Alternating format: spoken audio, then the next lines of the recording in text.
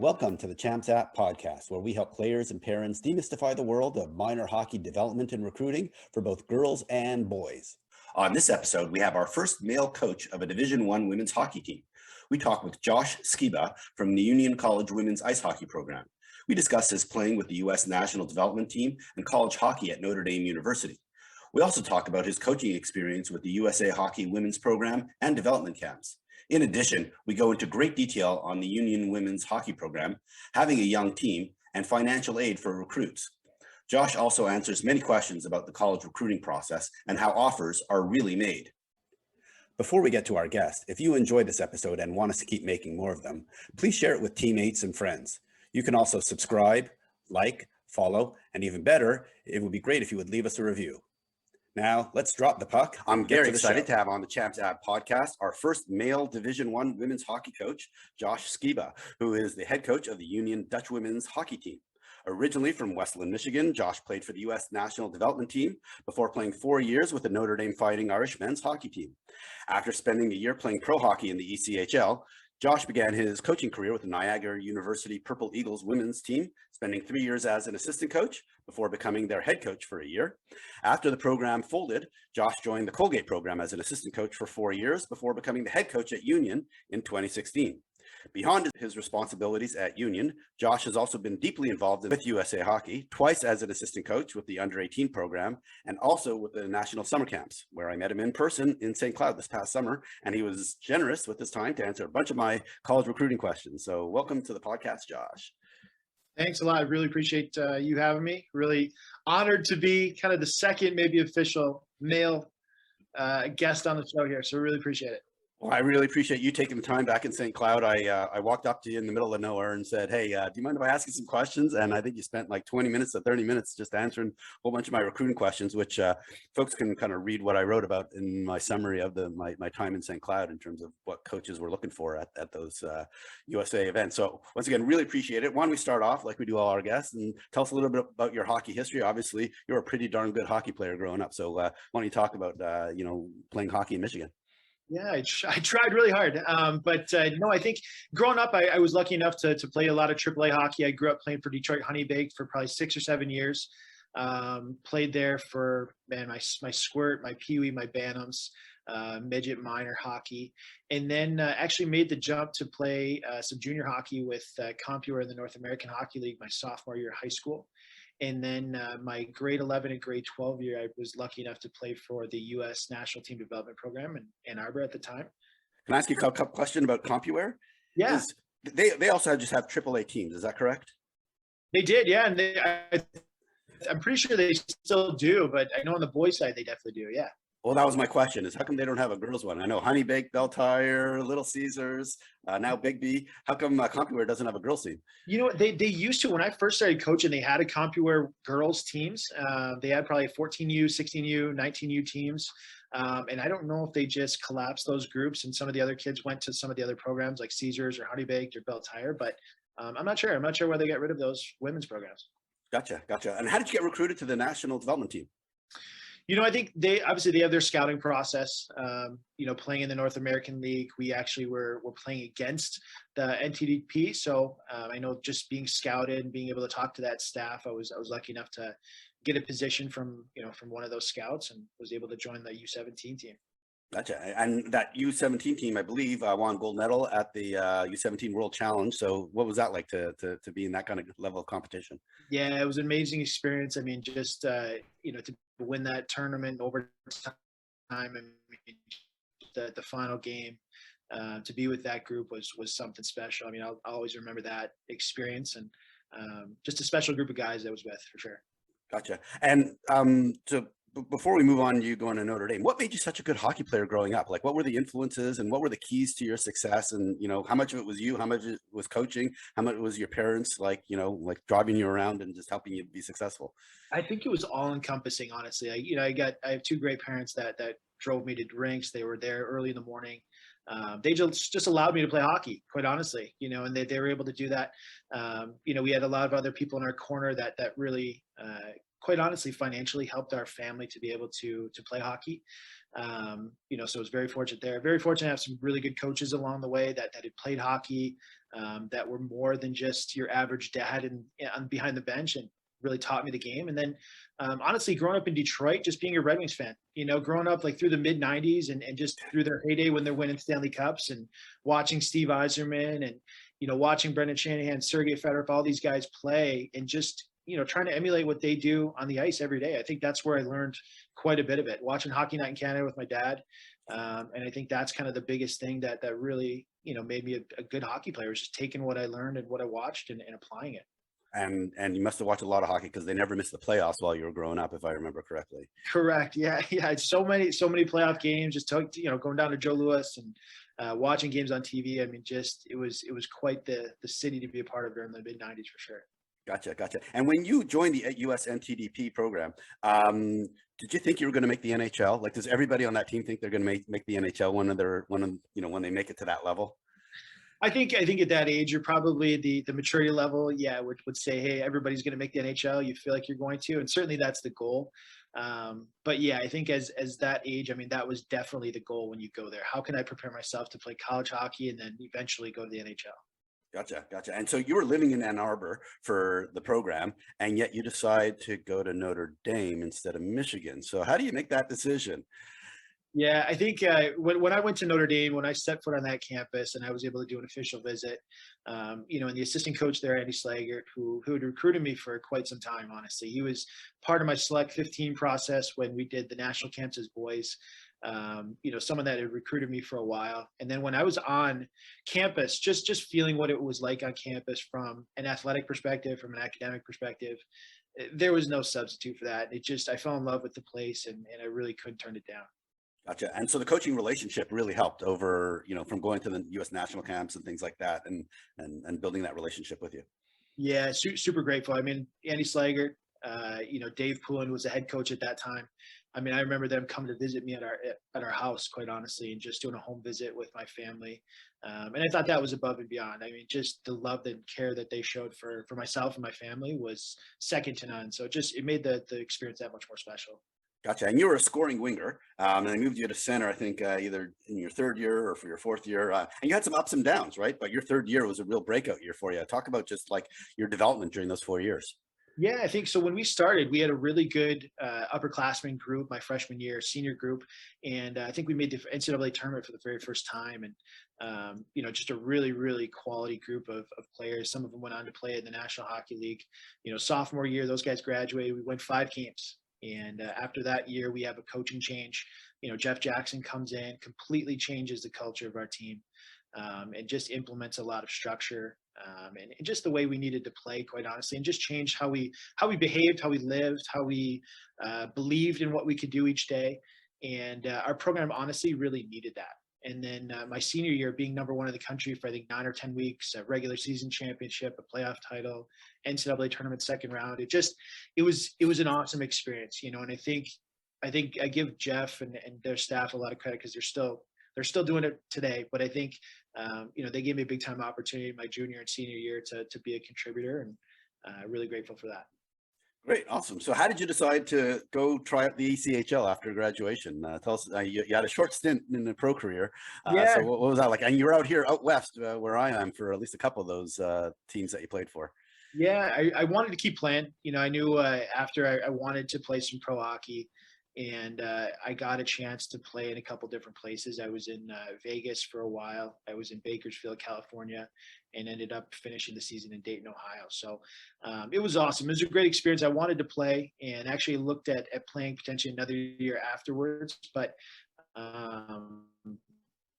it was great. I wanted to keep playing. I thought playing professional hockey, I wanted to see how far I could go. And I think, making it to the ECHL and having that opportunity, and feeling that was something I had to do. Awesome. Okay, so before we get into coaching, let's look back on your playing career. So starting with from mites all the way through to your pro career, who was your favorite coach and why? Favorite coach, I mean, probably Doug Atomny at Honey Baked. I think just the way he was able to connect our group.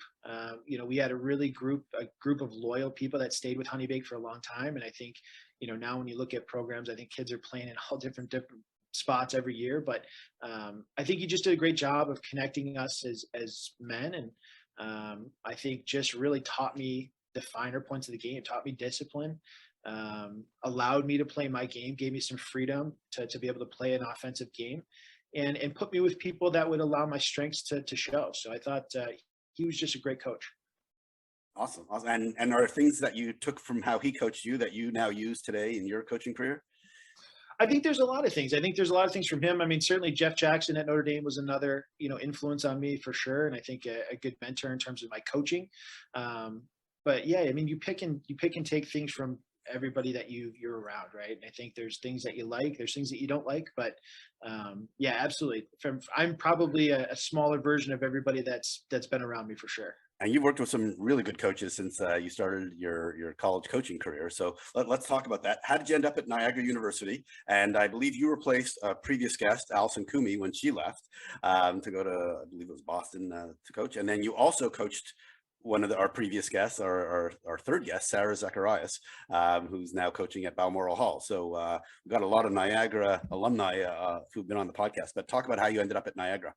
Yeah. So after the year of playing, I knew I wanted to either coach or teach, and I think talking to a couple of people around me, I had some good mentors, and said, hey, I want to try and explore women's hockey. What do you guys think? And they said, give it a try. And I got into it. I was lucky enough to find that position at Niagara. Margot Page was a pioneer, and still is a pioneer in the women's hockey game. And she gave me a position. It was a quick process. I remember having like a phone interview on Tuesday, and she's like, can you be out here by Thursday?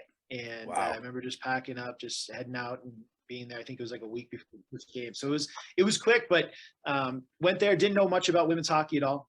Honestly wanted to see what it was like. And the first year was amazing. I mean, just learning, being able to coach, being able to teach, just it was awesome. And I was in, and I've obviously been, for 13 years later, here I am. So. And you also got to work with Chris McKenzie, who came in your third or fourth year, I believe, who's now at University of Connecticut. So pretty good experience there working with a very popular coach. And then you moved over to Colgate. Obviously, Niagara folded their team, so I'm assuming that was the reason why you had to move over. And you got to work with Greg Fargo, who also is quite popular with his players. What was that like working with him? Awesome. I mean, obviously working with Chris at Niagara was fantastic. I mean, he's a wonderful coach, wonderful human being. And then obviously moving to Colgate with Greg. I mean, Greg is, working 4 years with Greg was 4 years that have made me a better coach, and I think he's one of the people that I lean on for advice, and someone that just really helps you grow as a person and as a coach, and really tries to make you think like a head coach. And I remember leaving Niagara, it was kind of the defunct head coach there for that last year, but there was no way I was ready to be a head coach. I needed those 4 years at Colgate as an assistant to really grow and put myself in a position to think like a head coach, so that now when, union came around, I was more ready, more prepared. So Greg's a great mentor, great person, and obviously the program's doing well because of it. So I'm actually very curious to pick up on that point. Is what is the difference between being, a seasoned assistant coach and being a head coach, right? Like you said, you weren't ready for it. What were the things that you really needed to develop to be ready to be a true head coach, as you would define it? Yeah, I think as an assistant coach, you have the benefit of making some emotional decisions. You don't have to worry about the final decision. I think your relationship with the players is pretty special as an assistant coach, right? You get to do the skills, the practice, the video, the hockey stuff. And I think as a head coach, you have to really control and dictate a lot of playing time. You have to make final decisions on things. You have to have more tough conversations, and you have to be able to communicate. And I think that's the big thing that I needed to learn, is how to think like a head coach, how to see the bigger picture more, and how to communicate as a head coach. And I think the way we can deliver messages and the impact that it has on our players was something that I needed to grow in and needed to learn, and still learning, quite honestly. But I think you need that as a head coach, and I think that's super valuable. And I think that's what Greg was able to help me with, being an assistant coach under him, for sure. Gotcha. Okay, so I have two fundamental questions, as you being the first male Division I coach on the podcast. So one is, how is coaching and just the style of play different between women and men. What was it that you had to learn, and what was the adjustment just from a hockey perspective? And then we'll talk about it, you being a male coach with female players. We'll get to that in a second. Just from a pure hockey perspective, what's the difference, and what did you have to learn, and what was interesting for you about the differences? Well, I thought, I think one thing that I heard too that I actually latch onto is a phrase I heard from a couple of friends of mine. They say, men compete to bond and women bond to compete. And I've always just thought that was interesting, because I think being able to coach women now, they do need to trust each other to be able to compete every day. And I think men are a little bit different in that sense. But I think when you look at the game itself, I mean, both games are fast. I think both games are fast. You put body checking in men's hockey, it adds a whole nother element that the women's game doesn't have. But I think when you look at the women's game, it's about speed, it's about skill, it's about making plays. I think it's a pretty beautiful game in a lot of different ways. And I think you get a lot of different things because there's no hitting that you don't get on the men's side. And to me, that was awesome. Being someone that was more of a skill-based player that appreciated offense, I think being able to coach the players and promote some of those things that I liked and I felt like I could help them with, was what I gravitated towards. And I think to me, that's the special part about this game. Yeah, in fact, I had a coach mention to me recently in the last couple of weeks when we're talking about the new USA Hockey rule changes at the youth level. They're saying they're trying to make the game much more like women's college hockey, which is less hitting and much more around skill and much more around playmaking. So I see what you're talking about. Yeah. And so now let's talk about you being a male coach with female players. What's that dynamic like, and what adjustments did you need to make from being on the boys' side to now being on the women's side? Well, I think my coaching philosophy, just in general, I've always wanted to just be a teacher, right? Like, I think the classroom is the rink here, and anything that I can do to teach our players. And I think, certainly, I think when you're growing up and you have some male coaches coaching boys, I mean, certainly they can be maybe a little bit more firm at different times, or tougher, or yelling, or different things like that. I just think that my ability to connect with the girls is through teaching. And I want to be able to give them life lessons. I want them to be strong, confident young women when they leave Union College. And, I really try and coach them and teach them like they're my daughters. I have two young little girls, and I want to make sure that they learn, they grow, they have a great experience, they have some fun, but I want to treat them with respect, and I would hope that they do the same for me.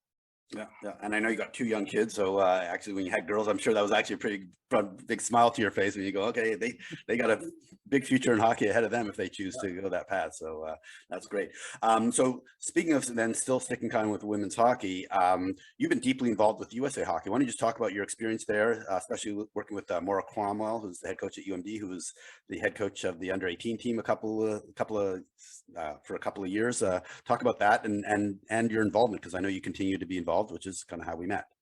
Yeah, I've been involved in like the summer development camps pretty much every year since I've been coaching. So for at least 11 or 12 years. And the last couple of years here pre-COVID, I was able to be a part of the U18 staff. And it was something that was a goal of mine.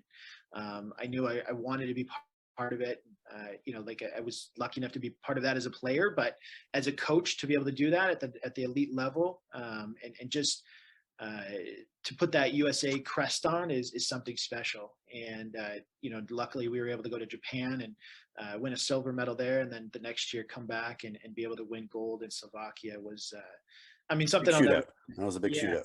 Yeah, something I'll never forget. So just I think when you get around those players, I think the kids that are part of that program, Hockey Canada, all the national teams, they're so driven.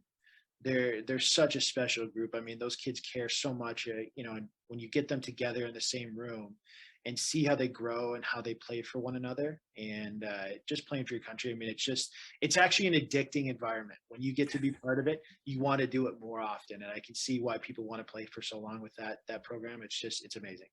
Gotcha.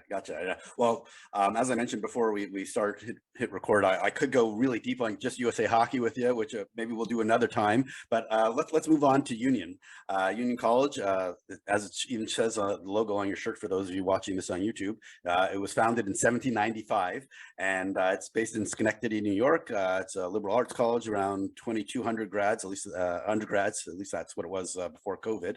Why don't you just talk about the school and kind of the academics of the school before we get into the hockey hockey side of things, and why talk about the academics and the education that players and just regular students get there at Union College.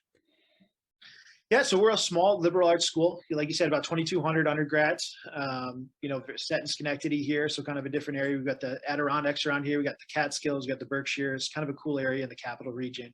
I think that the STEM fields seem to be pretty popular here, the science, technology, engineering, the math. But there's a wide array of different majors. I mean, small classes here, you're talking probably 16-1 in terms of faculty to student ratio. And just quite honestly, a lot of family environment here. I think it's, when you look at the small campus, how it's structured, how they structure the academic plan with the trimesters, and being something that's unique to what we do.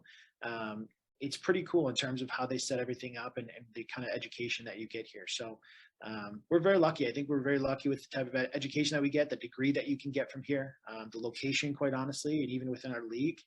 And then you couple that with having 2 Division I hockey teams with other Division III sports. It's a pretty cool environment to be part of. Right. Yeah. So let's now move into the hockey side of things. Obviously, the men's program had some tremendous success several years ago, winning the national championship and having several great years. The women's program, I believe, turned Division I in about 2003 or so, if I remember correctly. Maybe just talk about the facilities, Messa Rink at Achilles Center, which for folks watching on YouTube can see in my background. Maybe just talk about the facilities, the background on the program, and playing in the ECAC. Yeah. So we play in the ECAC, 12 teams. We play with the Ivy League schools, and then there's 6 other schools that are non-Ivy.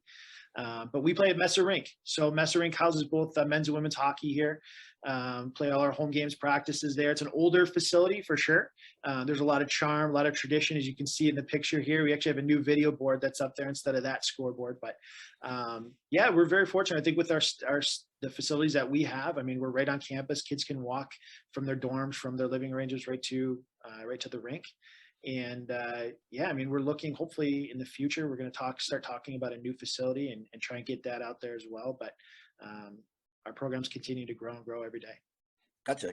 And let's talk about your staff. You hired 2 new assistant coaches, Chris Ardito, if I'm pronouncing his name properly, and then one of your former players that you coached at Colgate, Brianne Wilson-Bennett. Maybe just talk about adding them to the staff.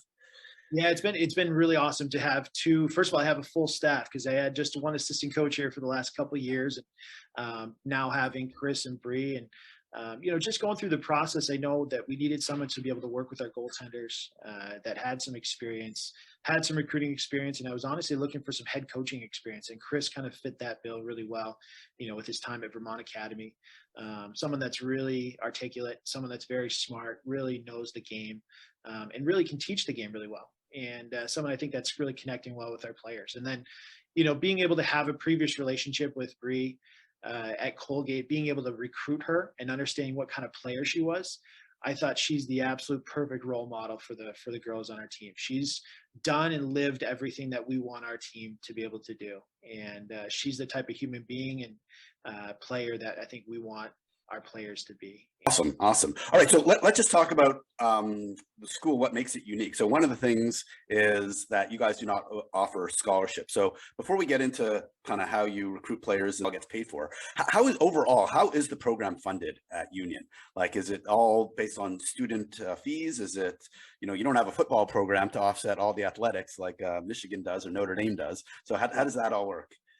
Yeah, I mean, it's all funded through, kids are paying tuition. I mean, obviously, we have our budget that we've got to make every year that funds, travel, all that good stuff. But I would assume in large part that everything's funded through tuition and those payments. So, yeah. Gotcha. And so you guys are equivalent in terms of how you do your funding of players, similar to the Ivy League, without scholarships. So how does that work, and how does that actually affect your recruiting? We're need-based financial aid, just like the Ivy League schools. So when we go and recruit a player, we will send them financial aid paperwork. We will get an understanding of where their family, what they can contribute based on their income and based on maybe any assets that they might have as a family.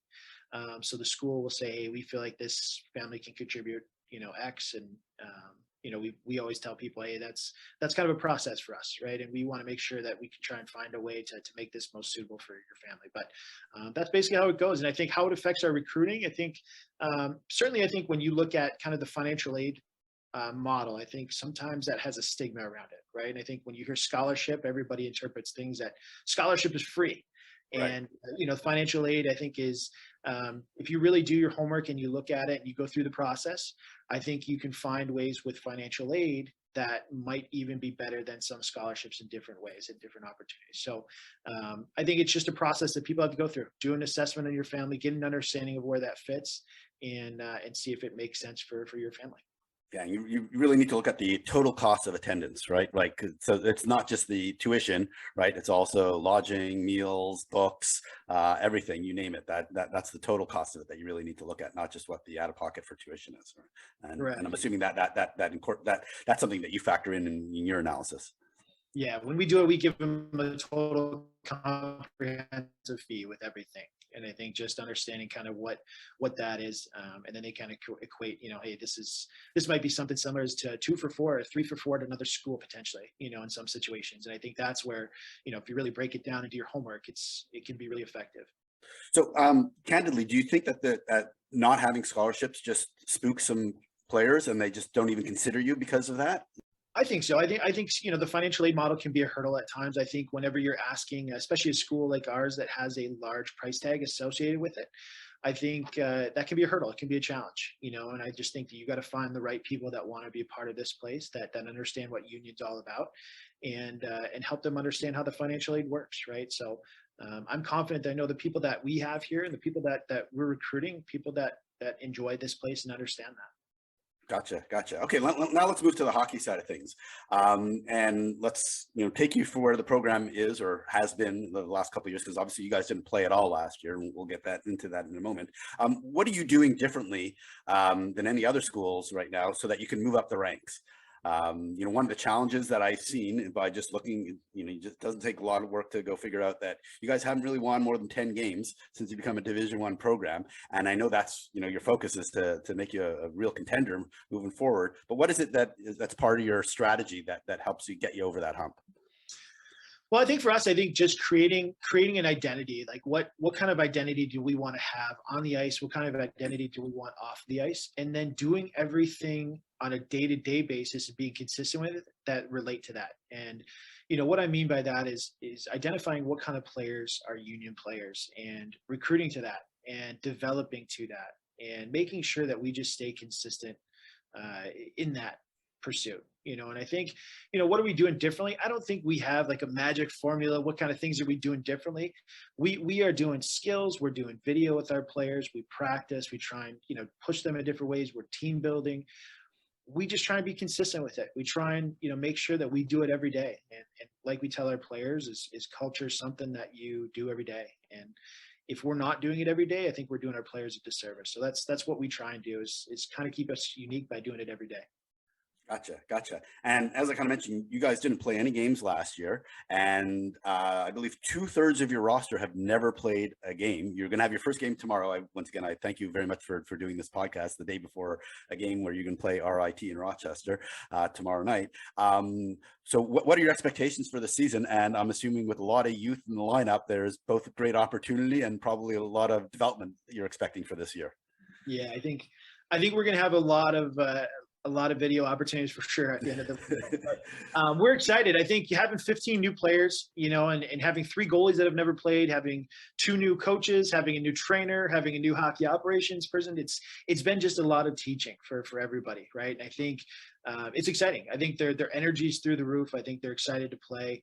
I think the biggest thing that we missed last year was just not being around each other. We had, with all the COVID restrictions, is just not being able to eat together, maybe not being able to be in the locker room all together at one time. And I think now just having these first couple of weeks to have time to bond and connect and just be together and practice together and compete. The kids want to play games. We're going on the bus. I'm sure it's going to be an electric environment tonight when we get on the bus. And the kids are going to be excited. And I know I've joked with some people and said, we're going to do something in the first 5 minutes of the game, probably taking a penalty. We're going to do something that's going to be reflective of our energy, but they're excited to play. And I'm excited to see how our team competes this year, because I think we are going to be a lot more competitive. Our practices are more competitive right now. So I'm excited. Gotcha. And what was your strategy during the time of COVID, to prepare for this? Because I mean, you've had a lot of time between games. So I mean, other than the team building and the skill session, like what have you been doing to kind of prepare for this moment? I think in a lot of ways is trying to manufacture connection. With the restrictions, I think, yeah, there was a lot of skill time. There was, we tried to use as much practice time as we could, but trying to use different opportunities to foster connections in our group, to make sure that, this year's sophomores that were freshmen last year feel comfortable. They understand what it's like to be an athlete, even though they haven't played any games. And, trying to manufacture connections. And I think it's helped us in a lot of ways where the group came together last year. It's made the transition for the freshmen this year a lot easier, and it's helped us early so far. So I'm hoping that translates now to be more about a more well-connected group as we start. Gotcha. And I kind of want to transition into the recruiting side of things, but kind of looking back, how did COVID affect your current team, right? Did you have players return for an extra year? And I'm assuming anyone who was an underclassman, they still get an extra year of eligibility since you didn't play at all last year. Yeah, we had all of our seniors that were seniors last year that didn't unfortunately get to play. They all graduated. They left school, and a lot of them are doing different jobs, or some are in grad school. We did have a player that was a freshman last year that deferred the spring term. She's gonna have to defer another term so she can play 4 years here. And then we had, I think, one other player that actually left to stay at home at a Canadian university. So, but yeah, I mean, we're very lucky. I mean, we didn't have anybody do any extra years, but we do have the one person doing the extra 4 years here in the future. So we might have a few more of those coming up. We'll see. Gotcha. So, and then kind of looking forward, if I understand your roster pretty well, you're according to the hockey college commitments, you already have kind of the folks that are supposed to graduate this year already replaced, so to speak, with five commits, and you don't really have anything commits for 2023, mostly because you're probably not going to have that many openings. What are your thinking? What's your thinking about 2023? Because Union is very much like a large number of schools where they have few, if not almost no commits over the summer, the blackout period ending. Yeah. So we're trying to take our time. I mean, obviously we want to get people on campus here for 2023, have some visits, go through the process the right way. And some things that we couldn't do for our 2022 class. And I think we want to make sure that we're doing it the right way. And I think I'm a big believer in having people on campus, getting to meet their family, making sure that this place is a great fit for them. And they're obviously a good fit for us. As you know, I like to ask lots of recruiting questions. So consider these more generic and more looking back at your entire time recruiting, and not necessarily Union specific, unless I kind of make it as such. One of the areas that I've been talking about on my blog, my recent post, is the actual recruiting process, and specifically around generating an offer. So I'm just curious, as you're kind of going through the funnel and narrowing down your players, we've kind of talked a lot about how players get identified at all these different events and how they start getting researched. But in general, how do coaches rate and rank players as they anticipate needing to make a few offers, at when the recruiting period opens for the new year? How does that work in terms of rating and ranking? Well, I think it's you're always rating and ranking. I'm sure different programs operate differently, but I know for us specifically, I mean, you're always, whenever you watch events, throughout the year, you're always re-ranking players based on how they fit your program. And I think for us, certainly you have people on the board that, your top players, maybe that a lot of people are recruiting, right? And I think, these are situations where, maybe your top players might be looking at different schools, and then maybe your 4, 5, 6 player is really interested in Union. And I think that's those decisions that you really need to have conversations about. And I think ultimately for us, like we want people that want to be at Union. And I think that's a big factor for us when we go out and recruit and you say, hey, this player might not be number 1 on our board, but they really want to be here. And we know when we have those players, we're going to get the best out of them. So I think that's how we kind of approach it.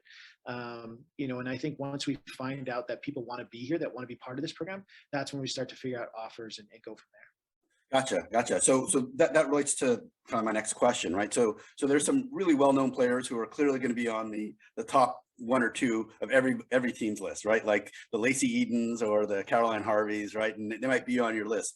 So like, and let's say they are talking to you, right? Like you're one of the 5 or 6 schools that they're considering. Like, do you wait before you go down your list until that's resolved, or will you know, like a decision is made by that player, or you know, did you go down your number 3 or your number 4 who clearly has shown a strong interest in Union and say, well, like, we just can't wait, we know this player, even though they're not as high, we want to make them an offer? Yeah, again, and I don't know about it. I can't speak for every program, but I know, again, for us, we won't wait. I think we want people that want to be here, and certainly we're going to take a stab and go after those big fish for sure. But we want to make sure that we get people that want to be here and that we value. So we are willing to go down the list and make sure that we secure people that we feel like we need, and then you know, kind of dictate maybe some of those top kids from there. Okay, and not just in general, because I'm sure you've seen this across multiple schools, even if they're not your schools. Do schools also like calculate yield rates? Like, hey, we're going to make 7 offers, but we realistically only expect 5, or will they only make 5 before they make the 6th or the 7th after someone has turned them 1 or 2 down? Yeah, you know, I don't know. I wish I could speak more to that. I think in my experience, I would say that we're offering kids that we want. So we're not going to throw a huge blanket out there and just, you know, have a bunch of offers out there.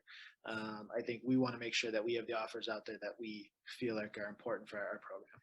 So most schools will not make an offer to somebody expecting, you know, only X number to actually accept. Is that right? They will only make an offer when they Yeah, expect it to I'm be. not sure.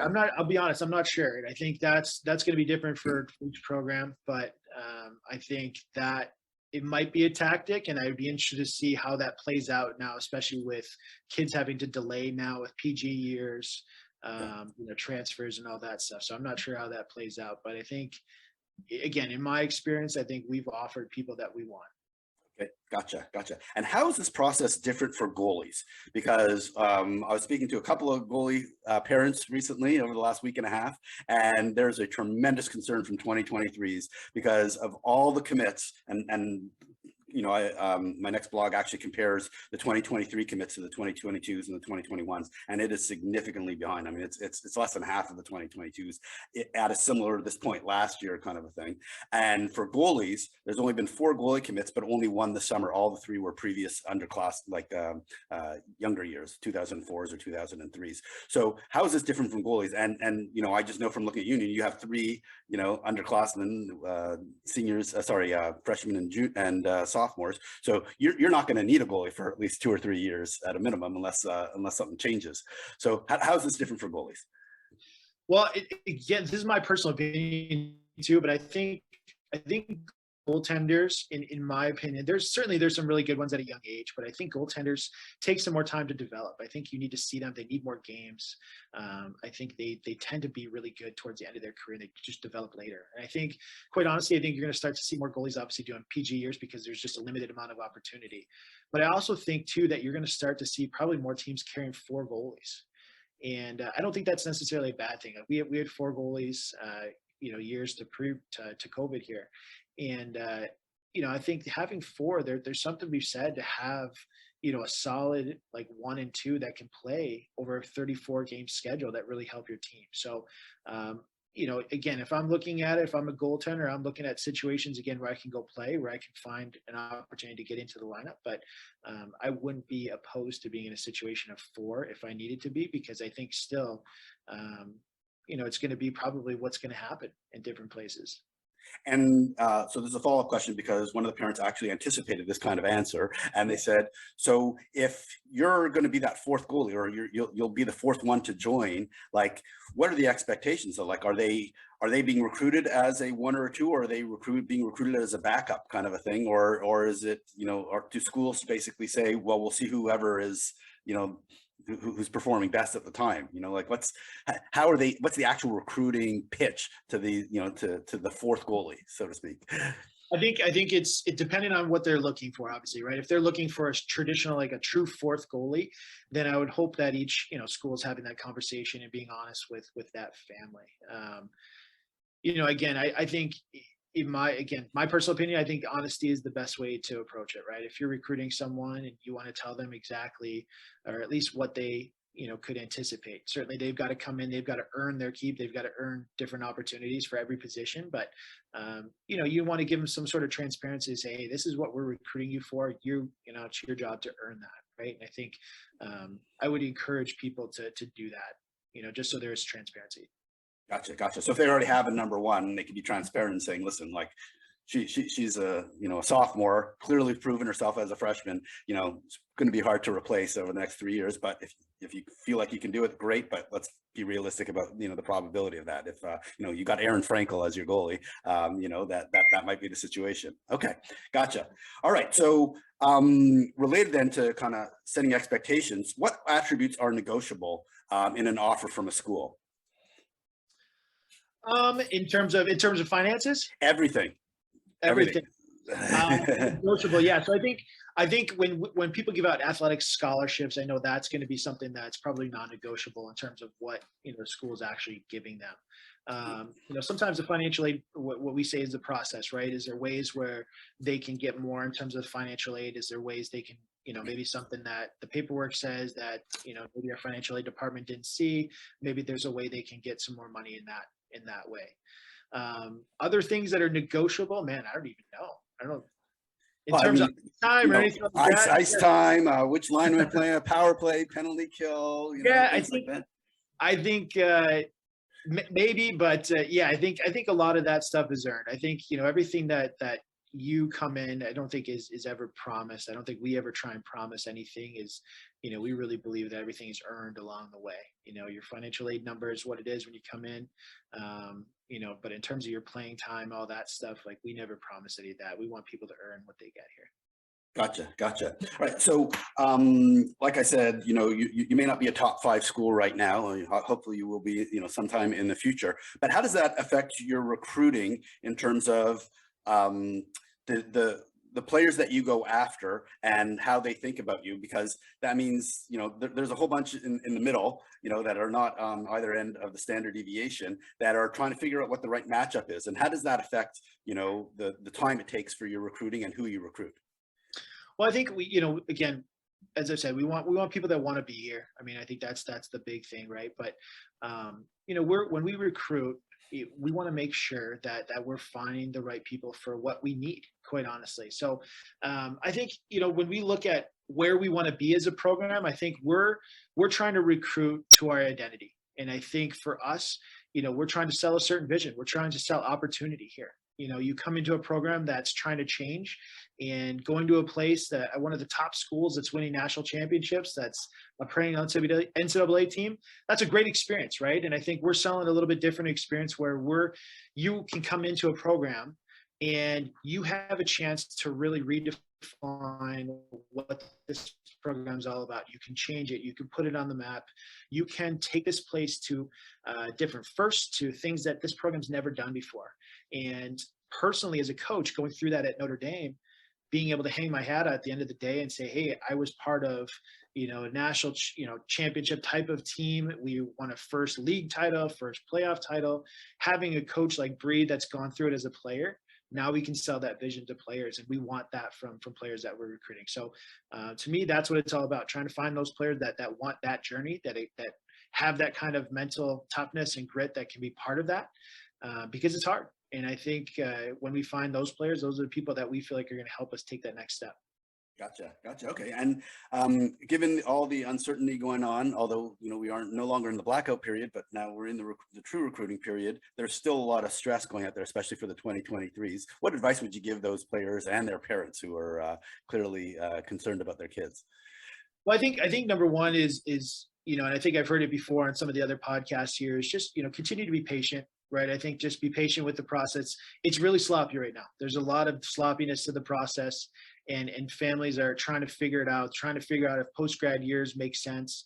But I think just be patient, understand that you will hopefully, continue to find a home here eventually if you do your homework. And I think, when I say do your homework too, is just make sure that you control your process too. Right. I think that's a big thing for families, and just having 2 daughters is, do your homework, make sure that you're asking questions to schools, look at who they've committed, look at their facilities, look at their academics, make sure that you feel comfortable with that school, and do your homework on different places. Because I think sometimes when we have a tendency is to just, ask a few questions, or, maybe kids are committing to different places based on just a facility, or different things. And I think when you look at the whole picture, I think that's a really telltale sign of someone that's really educated in the process. And then, like I said, just own your process. I think don't let schools, and I'm a coach of one, don't let schools own your process. You take control of it, and you, take your time and make sure that you're making a decision for the right reasons when you feel it's the best time.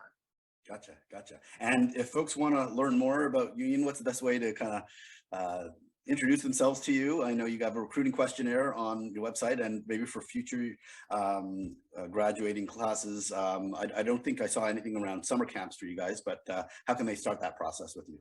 Yeah, I think so. For people that we can talk to that are grade 11 or grade 12 right now, I mean, I'd love pick up the phone call. We'd love to have a conversation. Send us an email. For people that are interested in camps, we will have camps coming up here in the summertime next August. Nice. We will have that.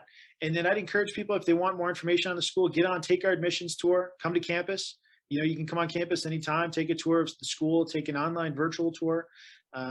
We've got a great admissions department, but I think there's a lot online that you can really learn about, pick kind of their brains of admissions about what Union's all about. Awesome. Okay, well, I don't want to take up any more of your time because I know you got to hit the road, head over to Rochester. I want to wish you best of luck this weekend, but more importantly, best of luck with the season. And thank you so much for taking the time the day before game day. Yeah, absolutely. I really appreciate having me. Thanks a lot. I really want to thank Josh for coming on the podcast. It was awesome to learn about the Union College women's hockey program and his perspective on the recruiting process. And congrats to Josh and the team on winning their first 2 games of the season right after recording the podcast. And remember, if you got something out of today's episode, we'd really appreciate it if you'd like, follow, subscribe, and even better if you could leave us a review so we can keep sharing this important hockey information with folks just like you.